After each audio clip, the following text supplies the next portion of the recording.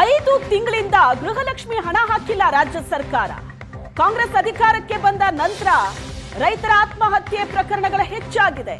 ರಾಜ್ಯ ಸರ್ಕಾರದ ವಿರುದ್ಧ ಕೇಂದ್ರ ಸಚಿವ ಕುಮಾರಸ್ವಾಮಿ ಅವರು ಆಕ್ರೋಶ ವ್ಯಕ್ತಪಡಿಸಿದರು. ಸರ್ಕಾರದ ಪಂಚ ಗ್ಯಾರಂಟಿಯಿಂದ ರೈತರಿಗೆ ಈ ರೀತಿಯಾಗಿದೆ. ಸರ್ಕಾರದ ವಿರುದ್ಧ ಕುಮಾರಸ್ವಾಮಿ ಆಕ್ರೋಶವನ್ನ ವ್ಯಕ್ತಪಡಿಸಿದ್ರು. ಒಂದ್ ಕಡೆ ಗ್ಯಾರಂಟಿಯನ್ನು ಕೂಡ ಸಮರ್ಥವಾಗಿ ಜನರಿಗೆ ತಲುಪಿಸ್ತಾ ಇಲ್ಲ, ಮತ್ತೊಂದು ಕಡೆ ರೈತರ ಆತ್ಮಹತ್ಯೆ ಪ್ರಕರಣಗಳು ಜಾಸ್ತಿ ಆಗ್ತಾ ಇದೆ. ಈ ಪಂಚ ಗ್ಯಾರಂಟಿಯಿಂದಲೇ ರೈತರಿಗೆ ಈ ಪರಿಸ್ಥಿತಿ ಅಂತ ಹೇಳಿಕೆ ಕೊಟ್ಟರು ಕುಮಾರಸ್ವಾಮಿ ಅವರು.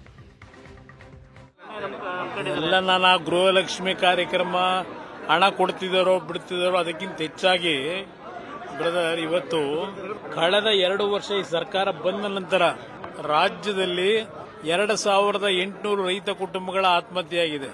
ಇತ್ತೀಚೆಗೆ ಅದರ ಬಗ್ಗೆ ಯಾರೂ ಗಮನ ಹರಿಸ್ತಾ ಇಲ್ಲ. ಇತ್ತೀಚೆಗೆ ಒಂದು ಸರ್ವೆ ರಿಪೋರ್ಟ್ ಏನು ಬಂದಿದೆ, 2800 ರೈತ ಕುಟುಂಬದ ಆತ್ಮಹತ್ಯೆ. ಇದು ಈ ಸರ್ಕಾರ ಗೃಹಲಕ್ಷ್ಮಿ ಯೋಜನೆ ಪಂಚ ಗ್ಯಾರಂಟಿಗಳನ್ನು ಕೊಡ್ತಕ್ಕಂಥದ್ರ ಮುಖಾಂತರ ರೈತರ ಪರಿಸ್ಥಿತಿ ಎಲ್ಲಿಗೆ ತಂದಿಟ್ಟಿದ್ದಾರೆ ಅನ್ನೋದು ಮತ್ತೆ ಪುನಃ ನೀವು ನೋಡ್ತಾ ಇದ್ದೀರಿ. ಅದಷ್ಟೇ ಅಲ್ಲ, ಈ ಸರ್ಕಾರ ಹೇಳಿತು ಸಹಕಾರಿ ಬ್ಯಾಂಕ್ನಲ್ಲಿ ಸುಮಾರು 32 ಲಕ್ಷ ಕುಟುಂಬಗಳಿಗೆ 24,000 ಕೋಟಿ ರೂಪಾಯಿಗಳ ಸಾಲ ಕೊಡ್ತೀವಿ ಅಂದ್ರು ರೈತರಿಗೆ. ನವೆಂಬರ್ ತಿಂಗಳವರೆಗೆ ಕೊಟ್ಟಿರೋದೆಷ್ಟು?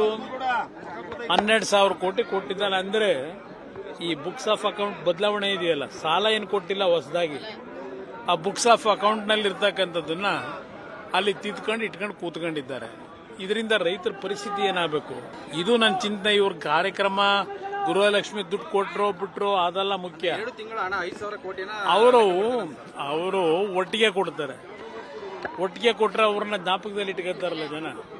ಅದಕ್ಕೆ ಒಟ್ಟೊಟ್ಟಿಗೆ 3 ತಿಂಗಳು 4 ತಿಂಗಳು ಯಾರು ಚುನಾವಣೆ ಬಂದಾಗ, ಈಗ ಜಿಲ್ಲಾ ಪಂಚಾಯತಿ ತಾಲೂಕ್ ಪಂಚಾಯತಿ ಚುನಾವಣೆ ನಡೆಸಬೇಕಾದ ಅನಿವಾರ್ಯತೆ ಬಂದ್ರೆ ಆಗ 4-5 ತಿಂಗಳು ಒಟ್ಟಿಗೆ ಸೇರಿ ಕೊಟ್ಟರೆ ಓಟ್ ಹಾಕ್ತಾರೆ ಅಂತ ಅವ್ರ ತಲೆ ಹೊಡೆದಾರೆ. ಅದಕ್ಕೆ ಹೇಳ್ತಾ ಇರೋದು, ಈ ಸರ್ಕಾರಕ್ಕೆ ಅಭಿವೃದ್ಧಿ ಅಂದ್ರೆ ಏನು ಅನ್ನೋದೇ ಚಿಂತೆ ಗೊತ್ತಿಲ್ಲ. ಇವ್ರಿಗೆ ಗೊತ್ತಿರತಕ್ಕಂಥದ್ದು ನಾಡಿನ ಜನತೆಯ ತೆರಿಗೆ ಹಣ ಲೂಟಿ ಮಾಡೋದು ಅಭಿವೃದ್ಧಿ ಅಂತ ತಿಳ್ಕೊಂಡಿದ್ದಾರೆ.